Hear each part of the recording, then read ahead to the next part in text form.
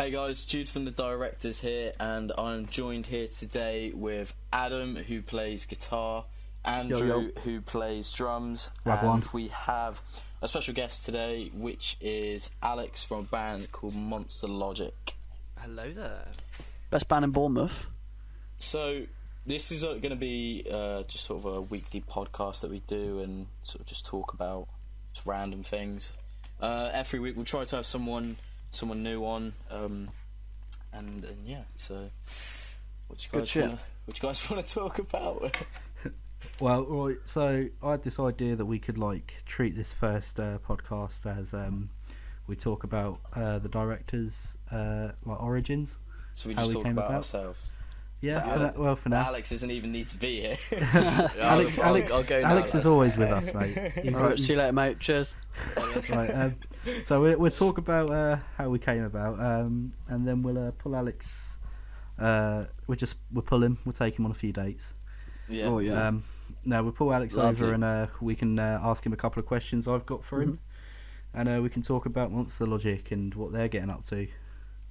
Cool. Okay, sounds good. So, Jude, cool. You're basically the founder of the band. So, okay. Why didn't you start the story off? Actually, okay. Or should I? Because I was in the band before. When did we even start? I mean, it was like October, I think. October, was it last year or the year? Well, definitely wasn't last year. Before, Jesus. Yeah. So we've nearly been going for 2 years now. Jeez. Nice. But I mean, the first year doesn't really count because that's just sort of when that was us you're figuring out who you are. Actually, no, I think it was like September. I know we had our first gig in December, but yeah. But we started because, Dills was in a band with Andrew, and Dills invited me to come join the band, and I came and joined the band as a rhythm guitarist, and that's when I met Andrew for the first time. Sexy Andrew. Yeah, and I left the band not long after. Dills, he stayed, didn't he? He stayed for a bit, didn't he?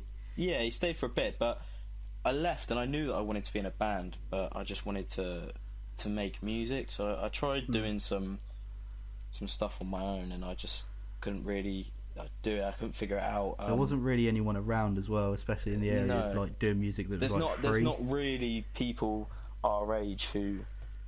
It's not a big music at that time. Anyone who was really doing music in the area was already in bands and stuff, or exactly just doing. So I just really. said to Andrew, do you mind just doing some session stuff for me? And Andrew said, yeah, that's fine. And not long after, Dills left that band that they were both in. So Dills. What was the reasons for leaving the band? I think it was just yours was yours was creative differences, wasn't it, Jude? Because you weren't really enjoying what we were doing. In the direction that they wanted to go and what I wanted to do, and the sound they were looking for, and what I was looking for, it was different. And yeah, it was meant to be that Dill was going to play bass and sing, and I was going to do lead guitar, because I was doing rhythm guitar before. I didn't like it. I didn't like being a little thing in the background. I just wanted a bit of light on myself, and I don't mind being it. That's all right. You can stay at it. But Dills obviously couldn't sing and play bass, so I just said, I'll just do it for now. I've never sung before, so if it's shit, don't hate me. But Andrew stayed on in both bands. He was still mainly focused on them, but just doing sort of little bits here and there for us. While we were getting on our feet as the directors, I was hopping between both, but the directors were sort of a little bit more on the side, because obviously we were still trying to find sort of who we wanted to be, the sort of sounds we could make, and what our influences would be. So I was doing some bits for directors while in this other band, but the directors wasn't a heavy focus as such, because we were just sort of it was starting just out. sort of a thing to do. It passed a lot of time. I wasn't even planning on doing proper gigs, weren't you? Yeah, just wanted to play. Yeah, and we had, it was just us three, at the start, and we had some names. What were we called? We were called Thursday Plus Two. Oh, there was a first. life, wasn't there, spelt with a Y, and we had life lessons as well. Yeah, so we had life lessons, Thursday Plus Two, because Thursday Plus Two was Saturday, and Saturdays are for the boys. So that was our logic behind that. But it got to a point where I was like, look, I'm not actually that good at guitar, so I need someone else. And Dills was at college at the time, and he said, look, well, I've got someone at college who's just sort of started playing guitar. He could be great for us. And I was pretty adamant to not let Adam in at the start because we knew each other from school, and we didn't. It's not that we didn't like each other. Jude just bullied him. We never really hang around with each other. Really. Except from the time when I offered you out for a fight. Yeah, man. But so that was the only interaction I'd ever had with Adam. So I thought, well, I don't know about this. I'm really sorry to interject there, but you just said that you'd offered out a fight and then didn't tell the story. Don't. We can't delve into that. It was shit. Was it deep stuff? Yeah. It wasn't deep stuff for me. It was deep stuff for uneducation of me. Yeah, it was just uneducated remarks. Yeah. We've all been there.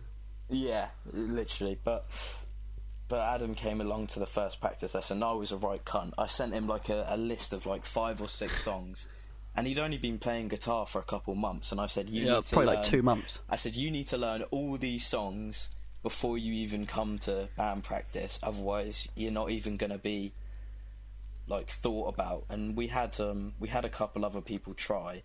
And then Adam came to practice, and he was like, "Yeah, I've learned all the songs." And I was like, "Oh shit, okay." Although to be like, you sent all these songs, and I was like, "Yeah, it's fine. I don't mind." It wasn't stressful or anything. Yeah. I was like, "Yeah, okay." And he came and fair play to him. He learned all the songs, and we practiced them. And oh my, I think I might have a video of us trying to play some stuff, and we were so bad because I had to relearn how to play guitar. And I told you to relearn. Yeah, because I used to play with my fingers like a bassist, and Adam was like, no, you can't do that. So I was relearning how to play guitar. Adam was learning to play guitar. Yeah. We were all just a bit... Andrew was still learning the drums. I was like... We were shit. I knew nothing back then as well, like really. Like I wasn't working with any softwares. I like had no producing experience. I'd hardly played any gigs. I didn't know any theory. I still never have had a drum lesson, but like I've obviously learnt off more people going through college and that, and my time. We didn't have any equipment or anything. Yeah, none of us had I just anything. thought you could pick up a guitar and play it. I didn't realise there was anything else to it. I thought it was literally just that. And then when we started doing things and paying money to go to practice sessions, it was like, oh shit, this is actually quite serious and not as easy as I thought it was going to be. But it came to a point where Andrew was still juggling between bands, and we settled on a name, the Directors, and we had our first gig, which was put on by Andrew's other band. And it was after that gig where it was the first time I'd ever played in front of anyone. It was the first time the adrenaline. Adam had played in front of anyone. It was the first time I'd sung in front of anyone. And because at practice there weren't any microphones, so you just had to shout the lyrics. And so it was the first time that they'd even heard me sing, and it was so bad, but we thought it was so good, and we just thought it was good for us because like it got people going. Like people started enjoying it. We were like, wait, what the fuck, you like this shit? Yeah, exactly. And people were coming along to it, and from that point we were like, okay, let's actually give this a go, and we sort of went for it. To be honest, I'm quite. That's sort of how the Directors took it. So. I think it's quite cool that we went to our first gig and we actually had an original wrote. I think that was a good step. I mean, it was terrible. I don't think it's that bad. I still don't think it's that bad. I think we should come back to it one day, maybe as a B-side for an album. No, absolutely not. Absolutely. Chinese not. Whispers, no law, no more. Definitely as a B-side one day. It will happen.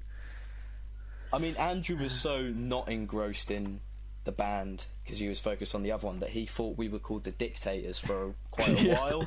So that's kind of a running joke with us, that Andrew didn't even know what we were called. He just thought we were called the Dictators, which is kind of good. I'd prefer Dictators. But yeah, that's the you prefer the Dictators? No, the Dictators. The Dictators. The dick. Just the dick. With 2 C's. But yeah, that's pretty much how we started. Yeah. So from What about Monster Logic though? How did that come about? Alex. I mean, how long have you guys been doing that for, and what was the logic? Get that? But behind it. Oh. So, I mean, basically,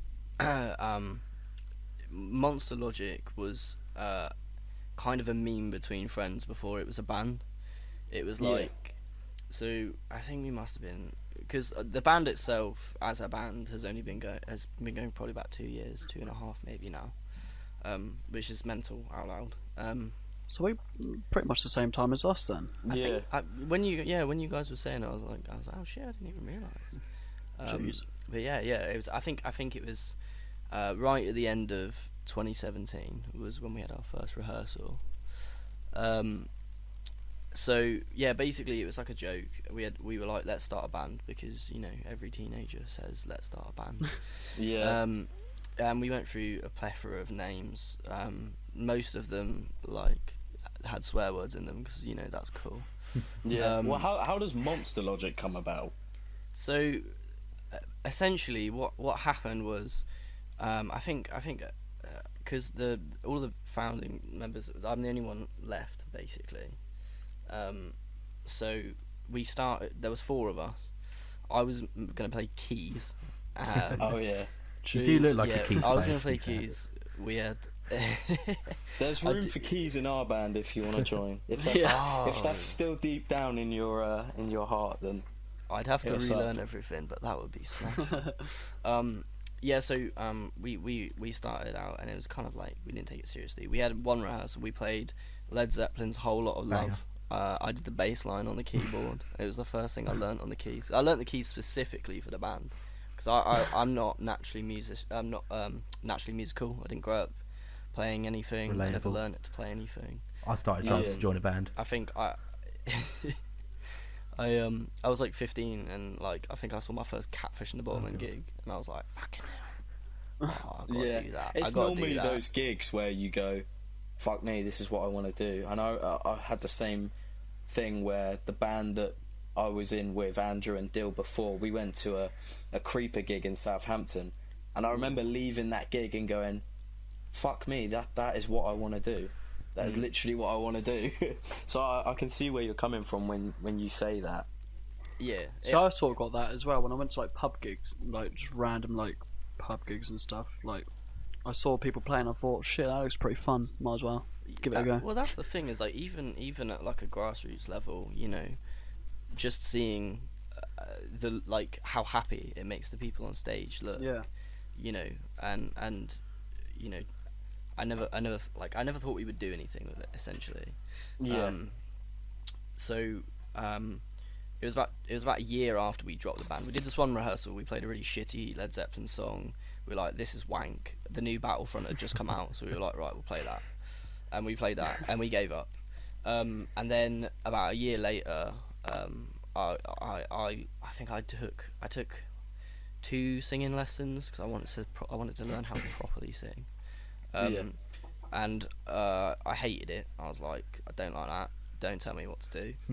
So I stopped doing those after 2, and then I was like, fuck it, we'll do it our way. And so we started a band, and we started off as a 5-piece. I played acoustic guitar, and we had a rhythm guitarist, lead guitarist, bassist, drummer.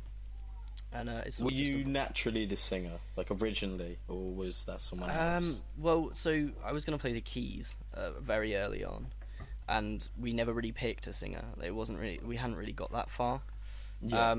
And I was shite, like really shit, because I didn't.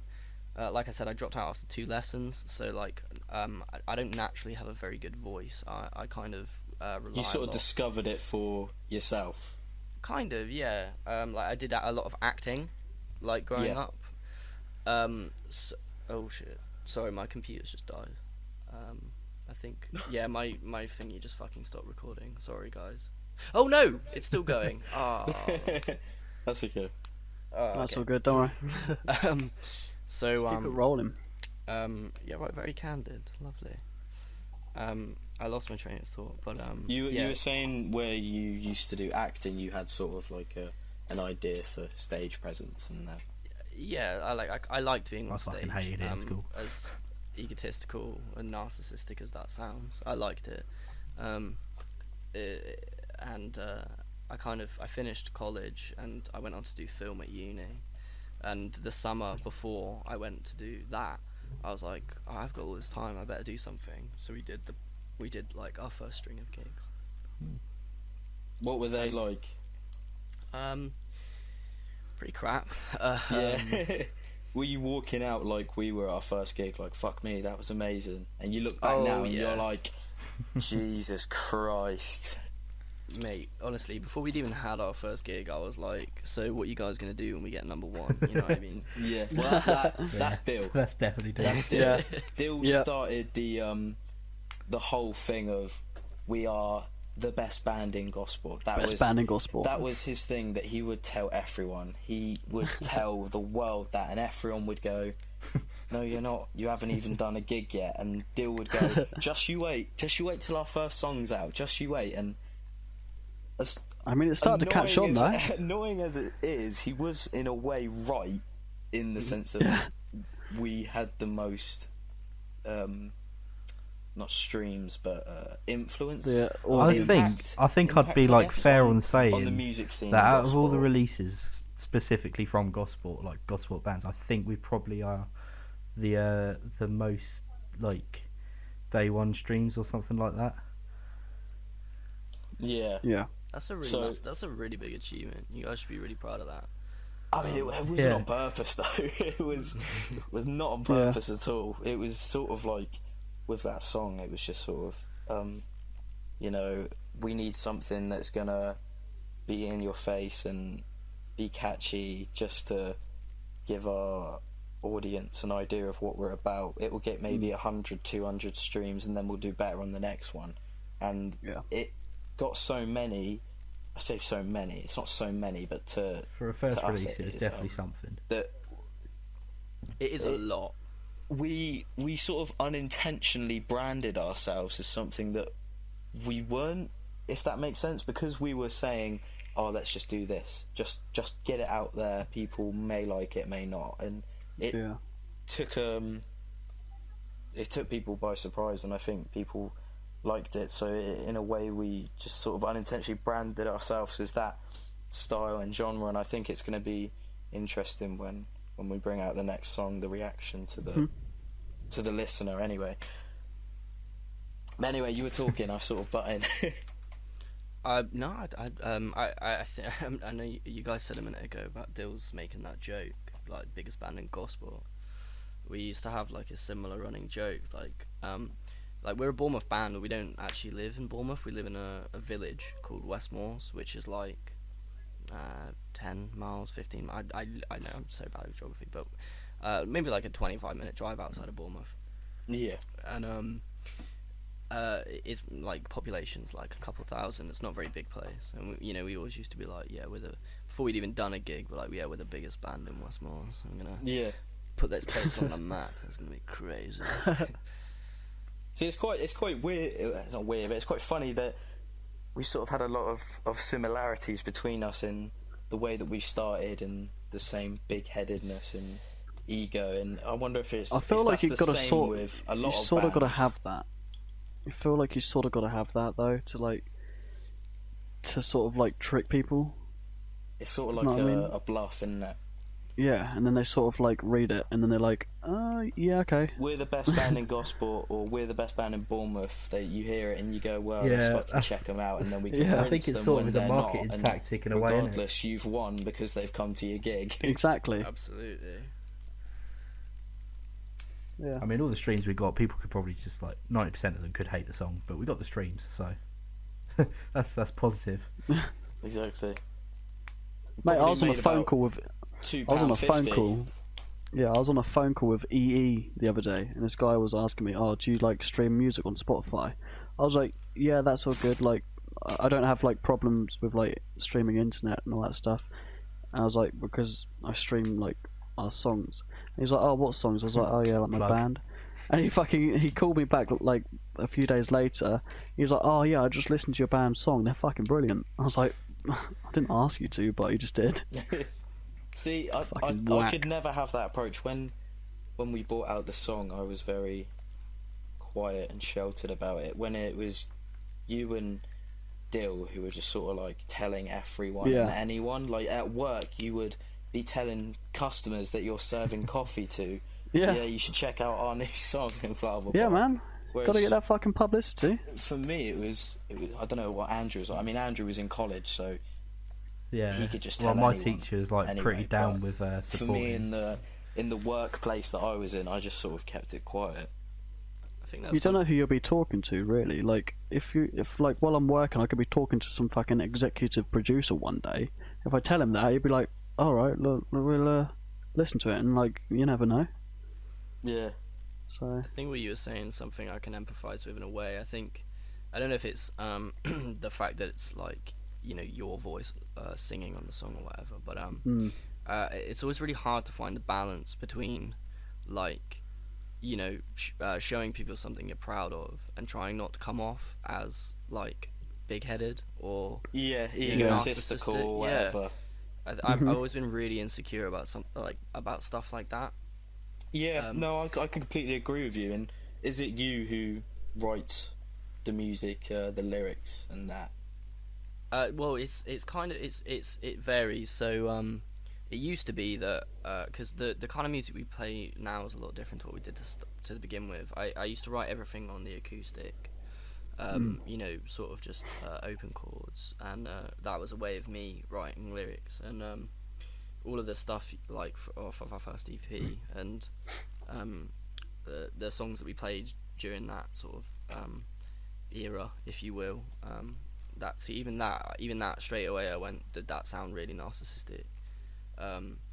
But yeah, it was kind of like that, and then we moved across to sort of a collaborative process where you know, we kind of write with demos now. Yeah. So like Josh or Nat and drummer Charlie. More often Josh and Nat, because they're guitarists naturally. So they'll write something on Logic or whatever, and they'll send it to me, and they've got, "Have you got anything for this?" Or I'll just whack the guitar in through an amp and come up with some power chords or whatever, and it sort of just develops into stuff through rehearsals. Yeah.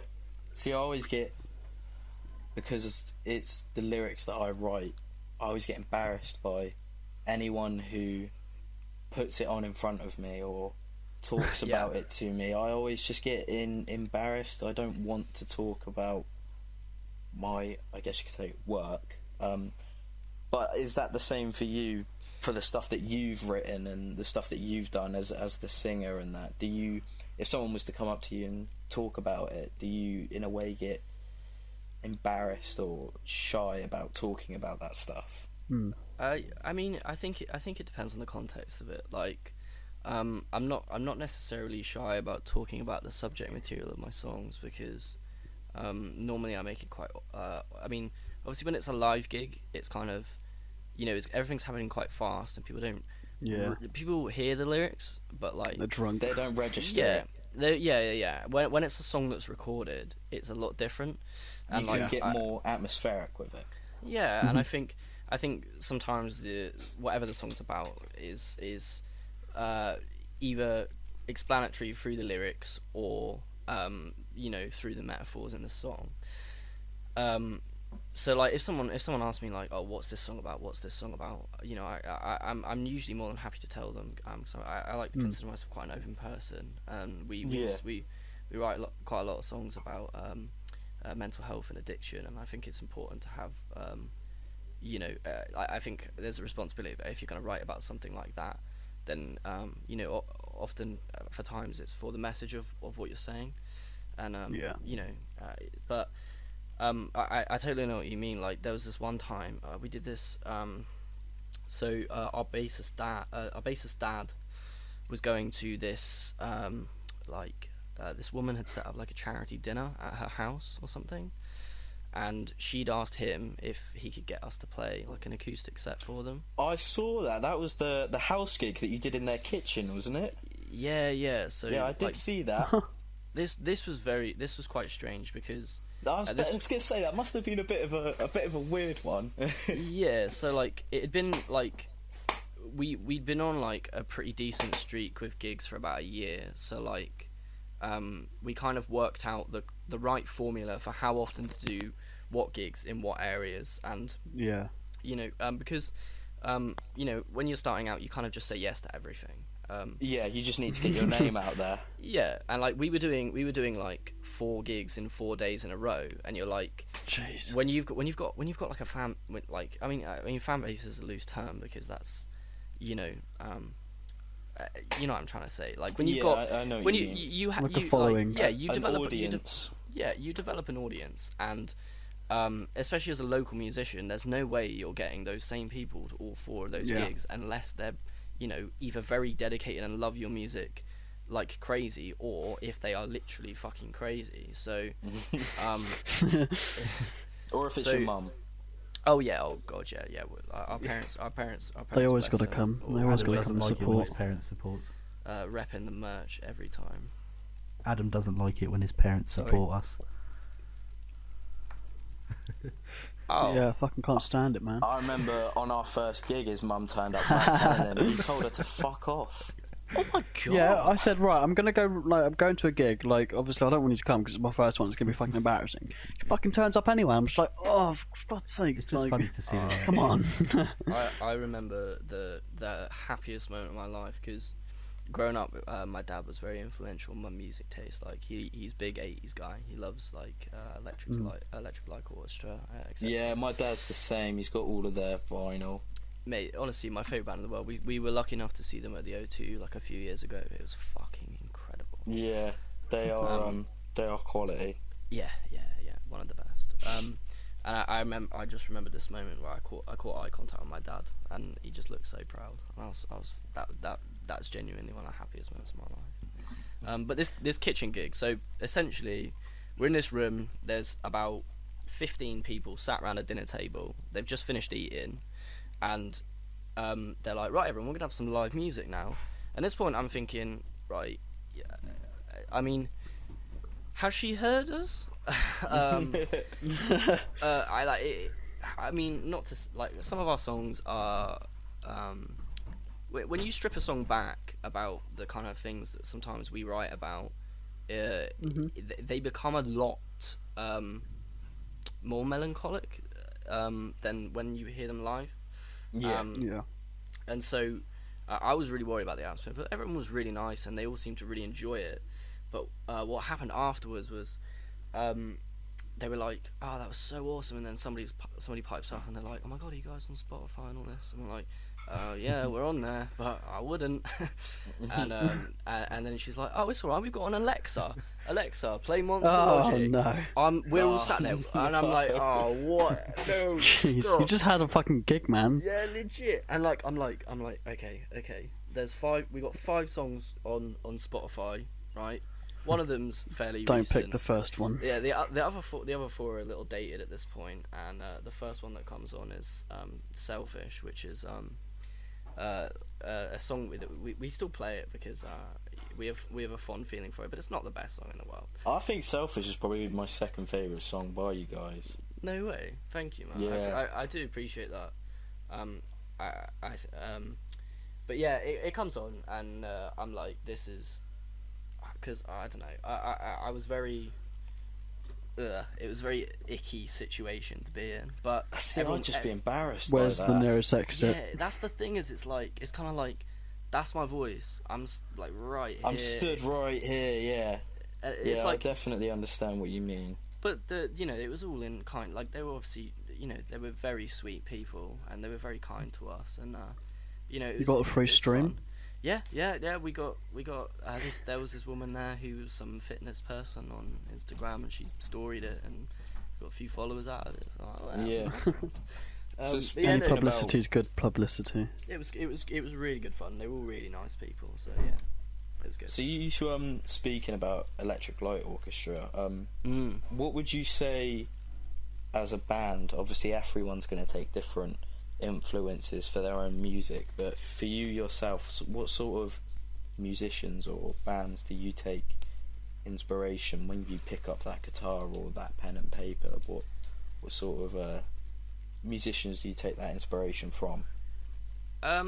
It kind of varies. Like I have quite an eclectic music taste. I listen to a lot of different stuff, and Yeah. like I'll go through periods of time where I'll really be feeling a certain type of music. But growing up, it was kind of like, well, I feel like there's a point where everyone sort of has like a musical awakening, if I've you had will, that. where 100%. they kind I had of realize, you know, you listen to something and you're like, this is kind of music I like, and then you Yeah. sort of you know, find other songs in that genre, and then you know, and Yeah, no, 100%. so like before that had happened, obviously it was all the standard shit, you know, all the classic bangers, Labyrinth. That was a Tiny phase. Temper. Yeah, obviously. You All know. the shit on the radio, Yeah, basically. yeah, essentially. And then you know, on the side there was I listened to a lot of like David Bowie and like I said, Electric Light Orchestra. I love And, David Bowie so much. Yeah, he's was, literally my He was uncle, my mate. musical awakening right there. Yeah, definitely. Listening to the Rise and Fall of Ziggy Stardust. Best I wish album I could go ever written. back and listen to that for the first time again.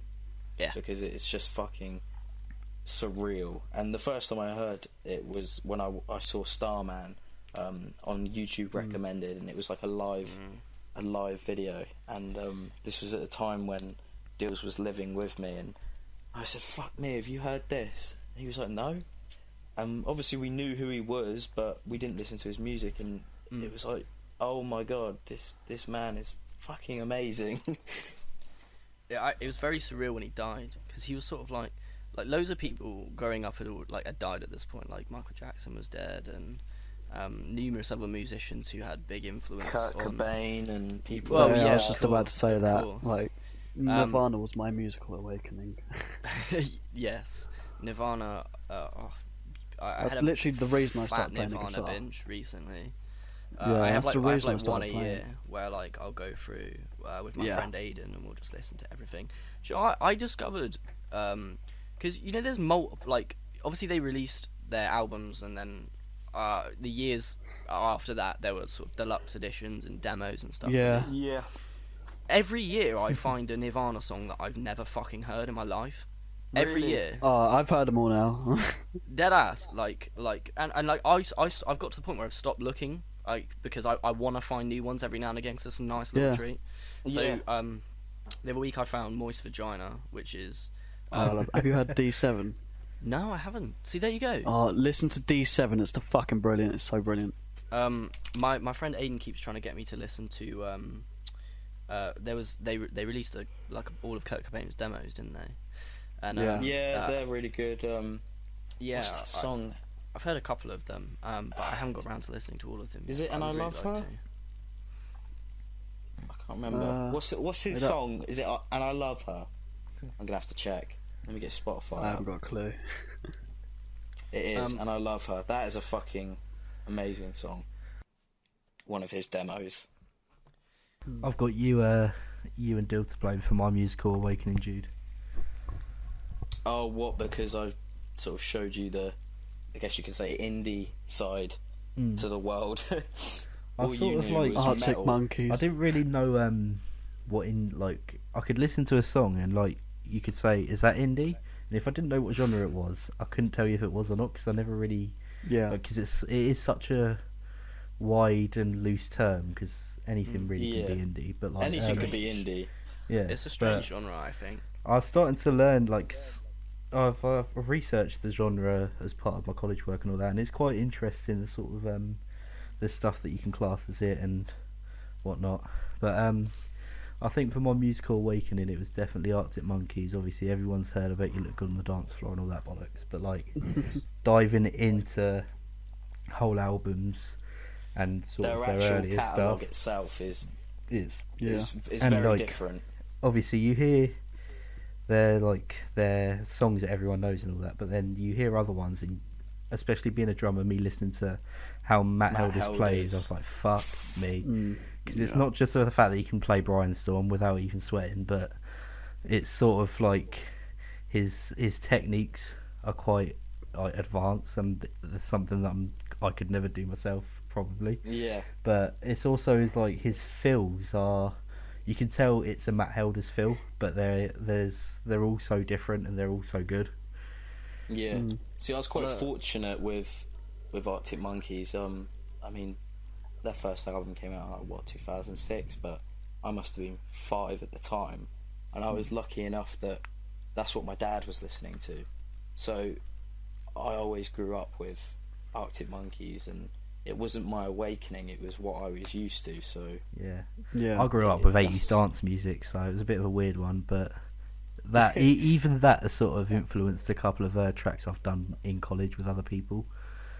yeah. So On the See, I've topic- got more. I gravitate to more of my father's like music taste, but he sort of liked the odd like just solo singing type stuff. So like I don't really know what type of music he's into, but it's just, like that's type of stuff that I used to like listen to, and it was just in the background, but it wasn't anything too special. I can't remember the name of the people that's now like, but that's. I didn't really, with my mum's like taste of music, like I didn't really give a fuck about that. mum's taste in music usually isn't the one. My mum's was Nirvana. She showed me Nirvana. My dad showed me NWA and things like that. So Oh yeah. I was quite lucky to have both sides of music. Mm. On the topic of Arctic Monkeys, so I'm quite interested to ask you guys about this because I know you guys are big fans. What did you think of I was about to say new album. It's not even new anymore, but I knew you were going to ask the this. new Best. Fucking love it. So I'm still not massive on it.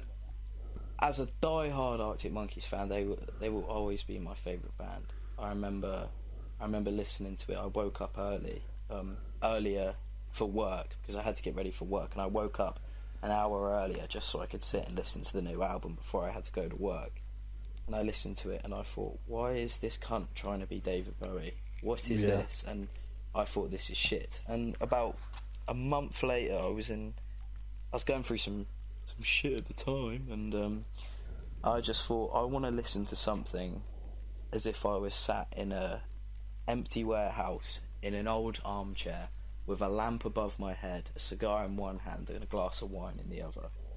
And I was trying to think of things that I could listen to make me feel that emotion, and I listened to that album again, and it was when I listened to it then and I thought, oh my god, this is fucking amazing. And it's probably my second or third favourite AM album, and I think it's a grower for some people, but some people just can't get into that that headspace for it, and it's a shame because it is an incredible album. When I first heard it, being the arsehole I am, I immediately thought, this is wank, what the fuck. And then when I picked it up again, I still didn't I don't really vibe with it. I definitely appreciate the direction they've gone in, but it's just not really my thing.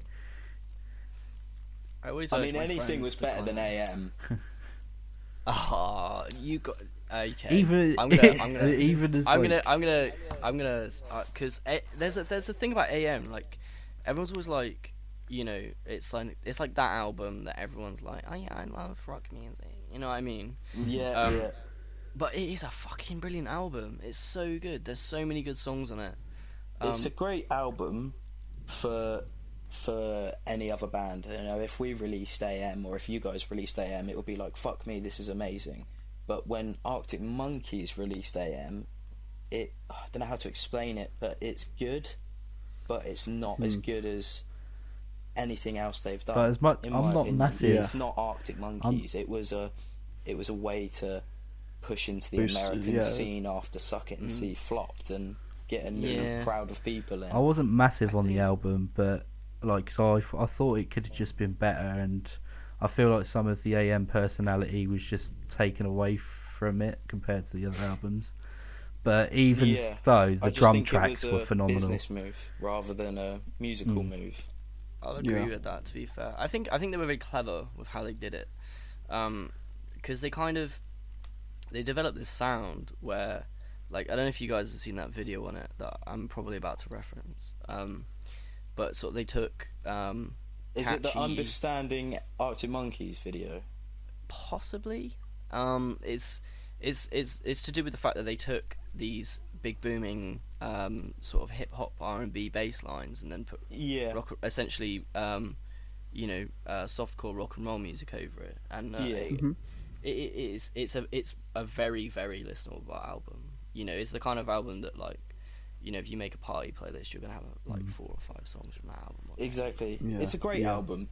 Don't get me wrong, but there's better. I think it was smart. It's a great album for any other band in the world, and it's a great album for them.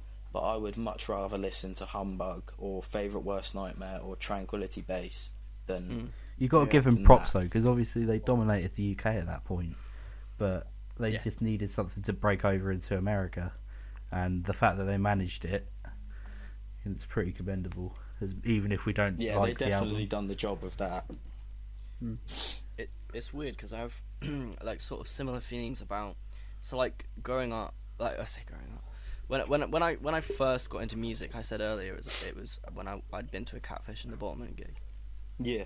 And before I'd gotten into like proper guitar music, it was I listened to sad acoustic songs or just acoustic atmospheric music that I could sort of, you know, mong out and feel my emotions to. Still a vibe to this day. And I found this song by Catfish and the Bottom called Hourglass, which is an acoustic song off of their debut album. Yeah. And at this point, they were nowhere near the size they are now. That's not me being like, oh, I was on to them before everyone else. I mean, essentially I was, but that's like I don't really understand like why people get a kick out of being like, oh, I liked these guys before everyone. It's like, oh, lucky you. Yeah. I like them now too. I liked Monster Logic before it was cool. I look back on that album now, and I look at the 2 albums that they released after it, and I'm like, you know, I have a very big soft spot for their first album because I used to listen to it on a fucking repeat when I was 15 years old. I think the first album is fucking amazing. Yeah. And the second album is even better in my opinion. Well, the thing is with the second album, I remember it when it came out, and I was like, this is the best fucking thing in the world. I don't think I ever thought it was better than The Balcony. But the third album came out, and at this point I'm in a band now, I make my own music, I listen to everything, and I listened to it and I was so underwhelmed. See, I was the opposite. The third album for me was it's a part 3. It's nothing new. It's just a part 3. You know, part 1 being The Balcony, it's fucking amazing.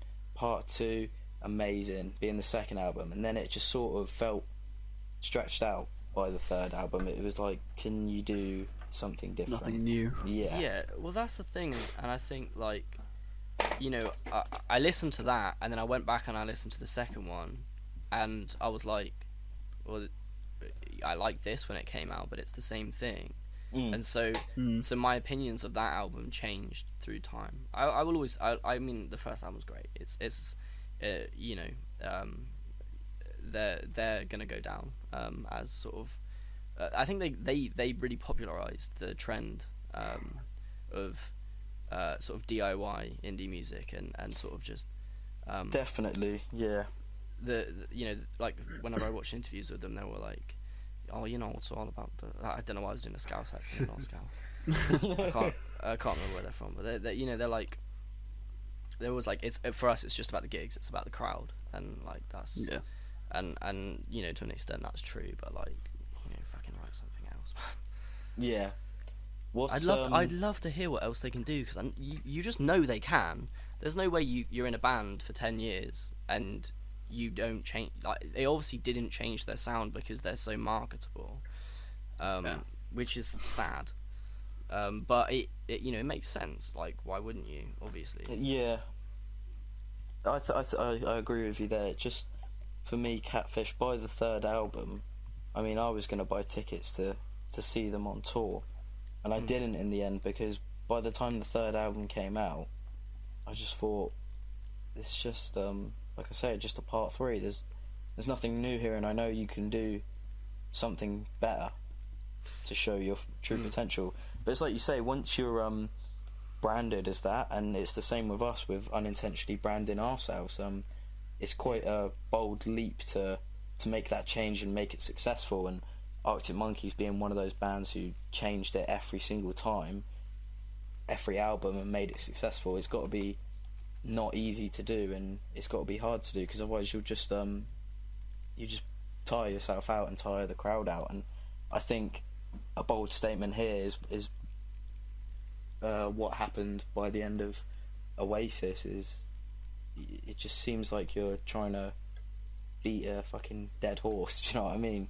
Just trying to keep it going, and it's just not working. I hope if Catfish do bring out another album that it's a bit of a switch up, because I think a lot of people would like to see and hear that. Yeah, it's just whether you can make it work. I think before we started the stream, we were sort of talking about streaming sites and the songs we put out and stuff. And I think, in a way, like, even though I'd love to have the numbers on our Spotify and stuff like that. In a way, I'm kind of grateful for it, because I don't think those songs represent our sound at all. And not only that, is like, our sound is still developing. Like, we've been going for like 2.5 years, and every day it's still changing ever so slightly. And I'm looking forward. Like, we've done this song with Key West, and we put a lot of time into it, into making sure it's exactly how we want it to sound. And I'm very Nick's excited great at that as well, because with us, we went in there with both our songs, Who's Your Neighbour and Sunday Come Down, and we said this is our song, and we played the demo to him, and we did the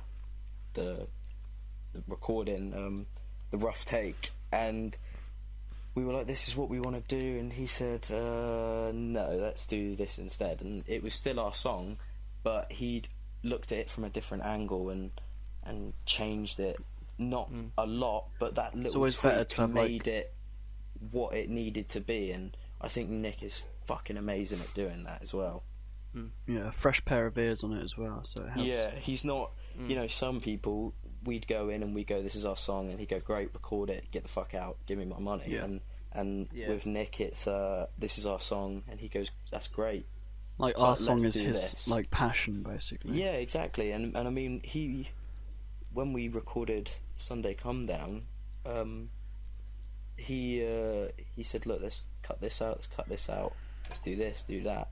And once we'd finished recording it, he spent days on end. He was like, I want to get this done. And normally he's so busy that you can't just get a song done like that. It's got to take time, and you've got to be patient. And I remember him saying, I'm working on it today, and 4 days later it was done, and we were like, fucking hell. So he's great at having a passion for the music, and when he can see something that's got potential, he definitely puts his heart into it. And that's probably why we'll continue using them as well, because they're just all round even crazy. Before we'd gone and like shown them the song or anything, he said to us he recommends we do 2 days instead of one like we've done for Who's Your Neighbour, because he said he really wants to have the extra day there for us to really polish the song that we had.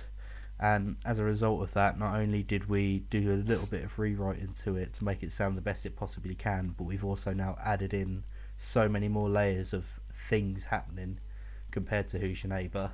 Yeah, I mean, when you talk about, as we were talking about earlier, Tranquility Base, we took that same sort of approach of when they recorded that album, they did like 3 different drum kits and 3 different guitars, all of just the same thing over and over. It was the same, but it was layering it to give it that solidified feel. And we did the same approach to Sunday Come Down, and we've got. What happened there? You guys still there? Discord. I think we might have. I think we've lost Jude. Jude there. Jude? Well, I think that's probably the best place to end it then.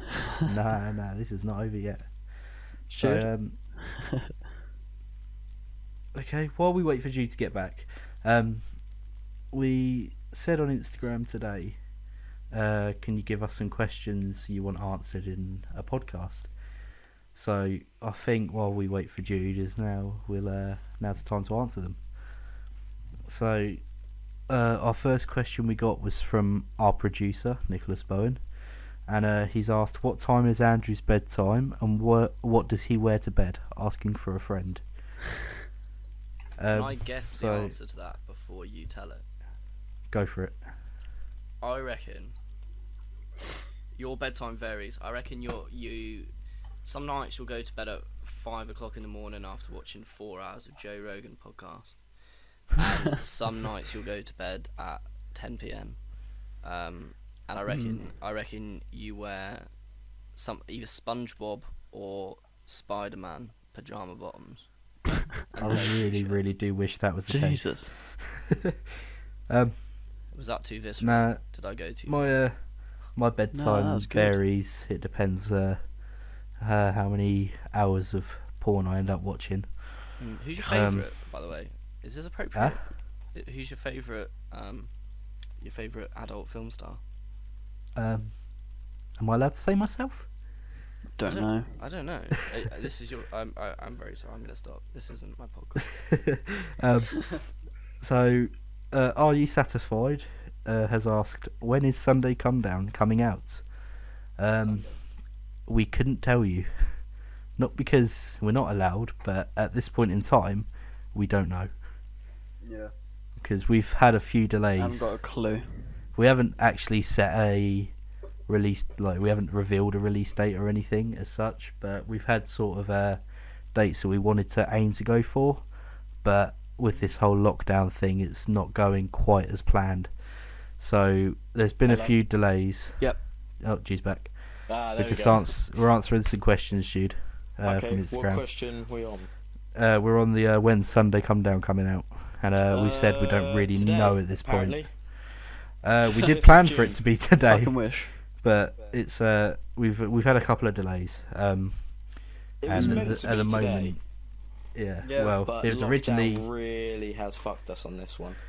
we Which is wanted to do great, it today. because we spent like 600 quid on it, so it's all good. 700 quid. Oh, 700, even better. Yeah, we wanted to do it today, and then because this was sort of March time, we'd already uploaded the song to everywhere. So we put it for June 5th, and then I suggested a bit earlier because we still had loads and loads of time to kill. So I thought I'm about bringing glad it back. we didn't. But then Yeah. obviously we came into lockdown not long after I'd uploaded it. It made everything 10 times harder to work with.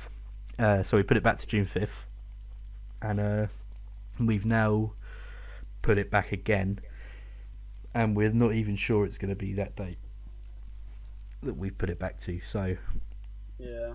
we're trying our best to get it out as quick as we can, but we also don't want to rush without promoting it properly and all that boring businessy sort of stuff. So we are working on it, and it will be there soon, and you'll hear from us when we're ready to let you all know. Cool. Next question. When's your tune dropping? We just answered that one. But also, when is your merch dropping? So Jude, do you want to answer this one? Because I ain't got a clue on this sort of stuff. For merch, I mean, I imagine it'll be when the song comes out, because it'll be new merch anyway. It'll be with We're going with a new It'll be when the company song in that, comes aren't out. we? Sorry, I was getting distracted then. We're going with a new company in that, or at least we're trying to. So higher quality merch, I guess. See, Hopefully, a yeah. lot of people have just asked when the song is out. Yeah.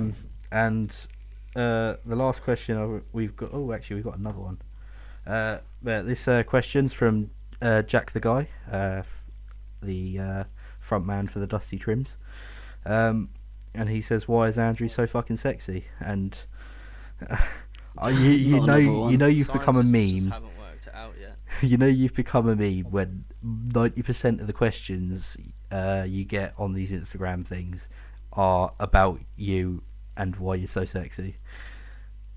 So I think I'm living the dream, if I'm honest. But yeah, science is currently working on it. I mean, we recently managed to find sixth degree, so Alpha Envoy are going to be happy with that. Nice.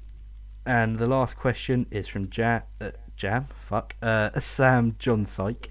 And she says, "Why you all? I can't talk. Why are you all such fags?" I don't really like that term. That is terribly offensive. That is. I think I'm going to be writing an angry letter to this person. An angry letter That's of the concern. last time I let Hedgehog support me at a fucking release gig. I'll tell you that.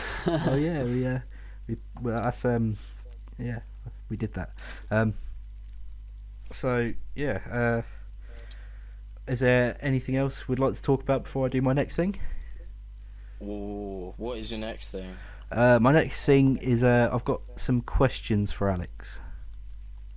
Okay. Alright. Well, I'd just like to ask you guys, as if I was the public, what the public can expect from Sunday Come Down without giving too much away. I mean, we've touched base on the fact that it's very different to Who's Your Neighbour, and it's gonna be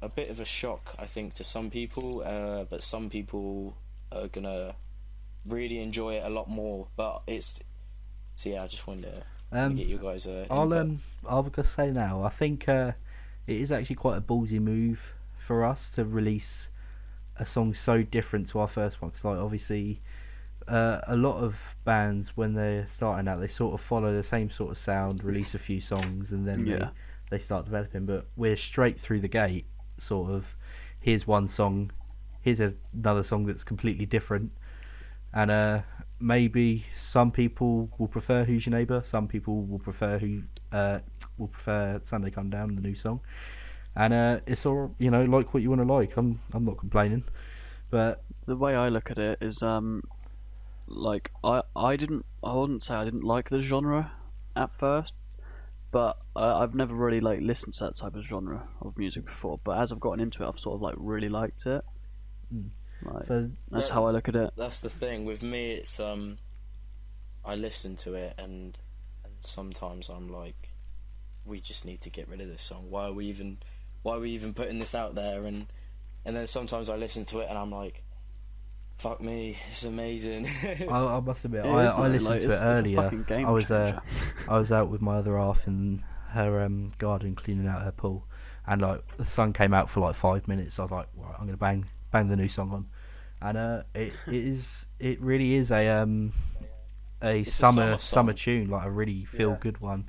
And the fact that it is a song that I've like made with you lot, it's a song I'm on, and I can still listen to it and think, fuck, that this does make me feel good. That's quite. I might be sounding big headed, but I'm like more proud than anything of what we've managed to achieve. I'm a lot more happy with this product. I mean, it's a lot more personal, without being all cynical or whatever about it. It's a lot more personal to me than Who's Your Neighbour as the writer for the lyrics. It's Who's Your Neighbour is not really. There's not really a lot of sentimental value to it. It's just it is what it is. You take it as you take it. With this, it's very contradictive to what you're hearing and what you're reading. If you were to sit and read the song lyrics wise and listen to it, you'd be hearing completely two different things. And I took a lot of inspiration from bands like the Smiths when it came to writing this, because you listen to the Smiths and you feel great, and then you listen to the lyrics of the Smiths and you think, I want to kill myself. But yeah, so it's like it's a lot more personal to me, and hopefully it can relate to a lot of people in a sense of things that they may be feeling. You know, it's like Alex was saying earlier, when he writes a song, he wants it to be about things going on in people our age's lives that they can sit and relate to, and without being cringy. That's the same approach we've gone for here. It's a lot of different meaning behind it, and I hope people enjoy it. So, But yeah. Jude, we keep saying That's a proper it's a lot hype, different so to excited. Who's Your Neighbour. How would you say it differentiates? How is it unique as its own thing compared to the other song?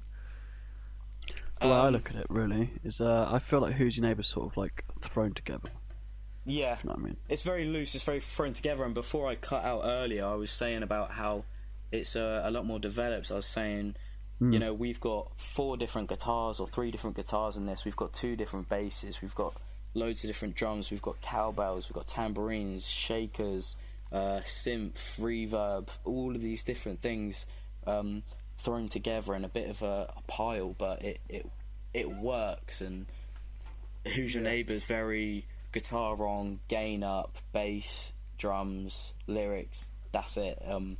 And this song's very more developed, like Adam said, and it's going to be weird for some people, and it depends even how you listen to it. So for some people, the first time they listen to it, I find when I listen to the song, if I haven't got headphones on, I can't hear all these different instruments, and it doesn't feel as good for me anyway. So I feel like even when people are listening to the song, even with things like not headphones, I'm gonna be they're gonna be a bit surprised. And we had so many changes to the writing of the song as well, from when we first said we'd finished it to how it's come together and recording.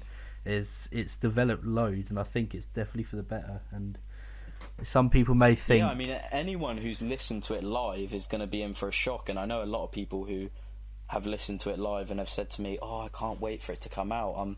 In my head, I'm thinking, well, it's not going to be what you've heard. It's very, very different. some people may say, oh, if you've had to rewrite songs multiple times, it's like, oh, it's probably not as good. But I think in our case, it was good, and then it was better, and now it's at a state where I think it probably is perfect for what we wanted it to be.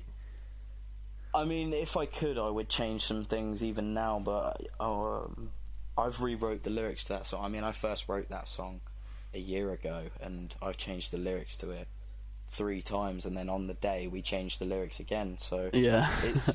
it's difficult. But yeah, no, It's definitely gonna a be bit good, of hopefully. it's a bit of a longer one as well compared to Who's Your Neighbour, because a lot of people. Well, I mean, we had to shorten Yeah. it. It was like 5 or 6 minutes, But and then everyone was saying, "Oh, we- Who's Your Neighbour's really short and all that." Like, but I think for those that want a long song, I guess this will do for you.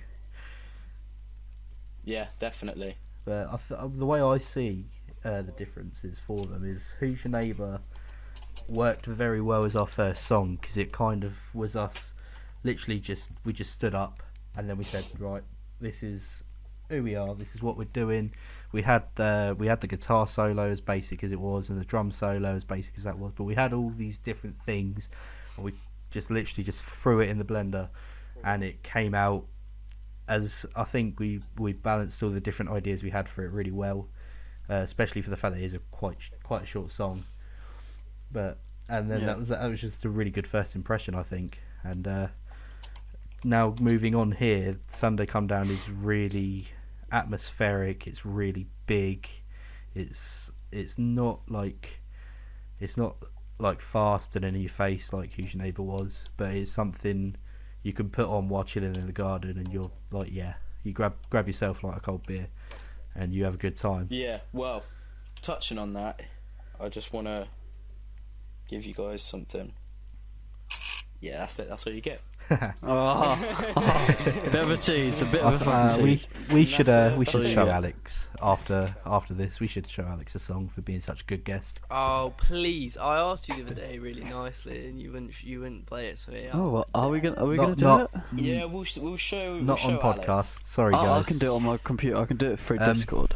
So Not right now, because we're still Yeah. we're So- still on the podcast. But So Yeah, once it's we're been going in on for quite a while. It's been really nice. I think this probably will be the last thing we do now.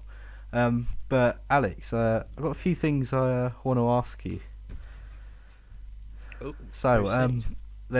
is there 4 members of your band or 5? I can never remember. 4. Okay, 4. perfect. There's So, 4 at the moment. Yeah. not including yourself, but with the other members, let's play Shag, Marry, Kill.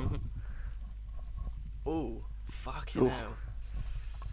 That's a tough one, that is, because I basically, like, before lockdown, basically lived with these boys already. So, Aw. I would probably. I mean, I. Marry the bassist. No, don't ever marry the bassist. Okay, so if I had to, I mean, our guitarist Josh, he's a pretty boy. He's got lovely hair, good chiseled face. he looks like Harvey J. Dodgson, if you know who that is. He's a I will musician from round here. I genuinely about to thought they Google were the same people. I think I would. This is so grim because I've grew up with these boys, but I don't even want to say it out loud. So, your guitarist, Right, what would you I do?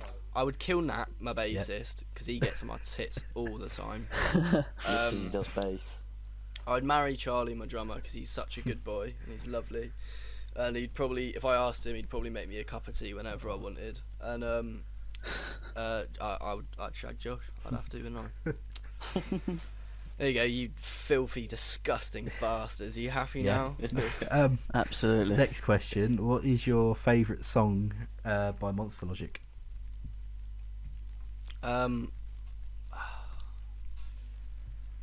My favourite song is probably Silence. we have this song called Hole. I'm not sure if we played it at the gigs where we did with you guys. We don't play it super often. It's a slightly different tone to the rest of the stuff. But I wrote Hole shortly after I started university, and I wasn't in the best place at the time, and I found the song very therapeutic, and every time I sing it, it makes me feel very good.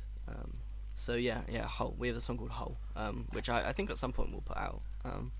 Yeah, that'd be the answer. to that. Who is your favourite band of all time? My favourite band of all time. Like modern day or just Ever in general, that's anyone and everyone who's on the top of the list. I mean, my favourite band in terms of like my favourite band growing up with ELO, like yeah. But at the moment, last couple of years, my favourite band's been Nothing But Thieves. I think they're fucking fantastic. I saw I've seen them last year. numerous times. In fact, Jude, you were there as well. All Points East in London. Yeah, we did see them. I think I did. Connor Mason's voice is fucking. I'd only heard a handful of their incredible. stuff beforehand, and we only stayed for about 20 minutes of the set. But I thought they were pretty banging. Honestly, like you, I would. One of my favorite albums is their second album, Broken Machine. It is just the best. Like They weren't them cunts who came out No, naked, that was were they? Idols. Fuck Oh. yeah. I fucking hated them. Oh, you don't like Idols? Oh, I fucking hated every second of their set. Oh, They Idols started are going. rad. What were they saying? They were going, "My wife is backstage breastfeeding," and all of this shit. And then they What? started talking about Black Lives Matter and all this, and they were all naked. And I was like, "What the fuck is going on?" It was weird. It was a weird experience. They're a very politically driven band, but I've not seen them live. They played at Truck the year I went, but they were playing as I was pulling all of our fucking bags towards the tents, and I could hear them. I was like, oh fuck it now, I'm missing Idols. But yeah, they got this really cool song. I think it's called Colossus or something like that, which is crazy. It was in Peaky Blinders. That's where I first heard of them. And I've got a mate called Miko who's obsessed with Idols. So next question: what is your favourite gig you've played? Yeah. My favourite gig? Who's Your Neighbour release gig?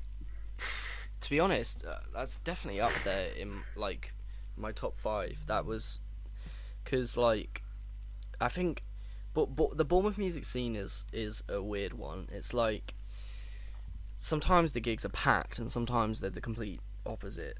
That was a really pleasant surprise, like to come down, because that was your guys' single launch, right? Yeah. That was like I was as surprised that as was you really were cool. as well. That was a really good gig. Yeah, the atmosphere was fantastic, and everyone there. Because a had lot of really the good audience time. we had are I just think like, my favourite. they really do enjoy live music, and they're always very supportive Yeah, of the definitely. bands that we have around here.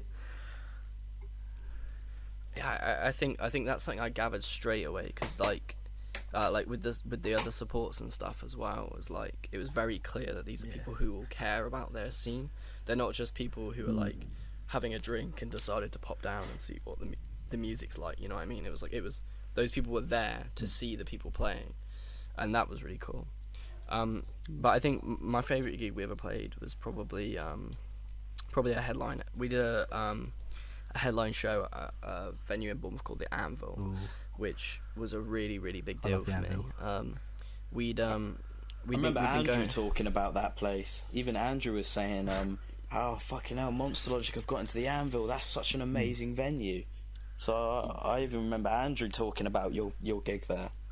Yeah, that like, because the thing with the Anvil is like, it's like without sounding like rude or disrespectful to anyone who's played there, it's not a hard place to get a gig, because it's sort of the biggest small venue in Bournemouth, and like promoters, you know, if they get like a new and up and coming band, like that have kind of maybe only been going a few months, and like all of their friends are still popping down to their gigs, they'll kind of use that as like an easy kind of way to make money, because it you know, I don't know about you guys, but when we first started, it was like our first few gigs were fucking packed, because all of the people that we knew from school and all of our friends were coming down, and then obviously like those people start to lose interest, and that's when you're like, right, how are we going to get people who we don't know to come to these things? Yeah. And we did this show at the Anvil, and I'd been in hospital for a while, and it was our first gig after I'd gotten out, and I'd rested a lot on it. Like I was like, this has to be a good night, has to be. And you know, we had two support bands. We had a band called Anik, who are fairly new, and we had a band called Belgium Text, who are dear friends. They literally just split up, which is really sad, because they were the band that I watched play locally and go, fuck me, I want to do that. That looks sick. They were never egotistical whatsoever. Like we supported them when they played Anvil for the first time. That was a huge deal for us then. For them to agree to come and do it for us was really, really special, and it was packed. It was fucking packed. We played to it was almost at capacity, and people were singing like the words to our first EP, all those songs we did, and you know, I get emotional thinking about it now. It's genuinely one of the most insane moments of my life. I admit, I am pretty sounds like a gutted. good I gig. really did try to get down to the Anvil when you supported King Nun. Oh my god, Yeah, that was. because I special. saw That was you crazy. announce that you were supporting them. I was like, fuck, Jesus Christ. Because I saw them. When was it? It must have been 2018 or 19, one of the two. Supporting Pale Waves, and they were just nuts. And like I really wanted to see him again, and then They're really like chilled out for the type of music they play. They're really, really relaxed people. But when I saw that, really relaxed. when I saw that announcement, very I was like, that surreal. is something I need to do. But as it came to it, I just didn't have the funding to be able to, and I was so gutted. Mate, honestly, I'd not seen them live when we supported them, but I was a fan of them. And I remember when the promoter, because it was Bournemouth Live, set up that gig. They're like sort of the bigger promoter in Bournemouth, and they'd never given us a gig, and we were worried that they didn't like us or something. And like all of our mates' bands were getting gigs with them, and we were like, "What did we do wrong? You know what I mean? Can't you just give us a gig, please?" And all our mates were getting really sick supports. Like at Bedroom Text, I was just mentioned they supported Airways, and we had our friends Wave I love Chase. Wave They Chase. supported Lauren Hibbard, and they're fantastic guys. I'm good friends with Tim and George from that band. They're brilliant guys. But yeah, I was like, when the King Nun gig got announced, I was like, we're fucking getting that. We're having that. We will have that. And like on that day, I sent him a message and he read me off, and I was like, right, it's done out. We're not getting it. That's literally broken my heart. 2 months down the line, I don't know if it was ticket sales or whatever, but we get a DM and I was over the moon, mate. Over the moon. Nice. Wasn't a very busy night though, to be honest. It was like obviously like there was a good few people there to see King Nun, but we didn't do very well on the tickets on that one, which is The life of a support weird. act. But best night ever. That was crazy. Yeah. I've got one more Nice. question, just because I want to be a really, really horrible person. Who's your favourite member of Lod? Yeah, Is it who Oh, is not my quite. favourite adult film? we'll discuss that star? after this. Who's your favourite member of Monster Logic? Who's Yeah, my past or favourite present? member of Monster Logic? Well, I don't talk to the old drummer of Monster Logic. Not good terms. But one of my dearest friends, called Aiden, was the original bassist for Monster Logic. Nat, our current bassist, used to play rhythm guitar. And he's always been for the last couple. We weren't friends growing up, but we became friends through starting the band, and since then he's been one of my dearest friends. And me and him, we've started this side project. We're mostly just playing Nirvana covers, and Oh, can I join? you're more well. Nah, I'm joking. Yes, we do actually need a lead guitarist. If you're interested. Jude can do the singing. But yeah, so we've started this band called Pig in the City after Babe 2, Pig in the City, and the gist of it is we're gonna come up with a half an hour set list. We're gonna put on a short headline gig somewhere, do one gig, and then break up at the end Go of the for it. gig on stage. And Oh my god. yeah, he is a fantastic, beautiful man, and I love him very much. So yeah, I would say that Aidan Formston is my favourite member of Monster Logic. Yeah. Right, I good think that's about all we've got time for. Right. Yeah. Thank you That for Is Jude still here? joining us Yeah, today. he's still here. Yeah, I'm still No here. worries. I was That just was enjoying really listening fun. to what you guys were talking about. I mean, we've milked this for like nearly 2 How long hours is An hour now. and a half. Fuck me. But I guess when you just talk, you just get carried away. But no, I've had a great time speaking to Alex and understanding more about his band and the things they're getting up to and what they've I feel done. like It's been I really feel great. like It's been Monster great Logic having are you. like our older brothers having as a you here. band. Thanks for having me on, boys. Yeah, I just can't wait to get back into gigging again. that's alright. Yeah, we'll gig again together soon. Life's definitely. empty. You can't. Yeah. Yeah. Maybe Oh, on reunion a gig. Sunday come down release gig, we'll maybe have you Oh back. yeah. Life your eyes open. without gigging just doesn't seem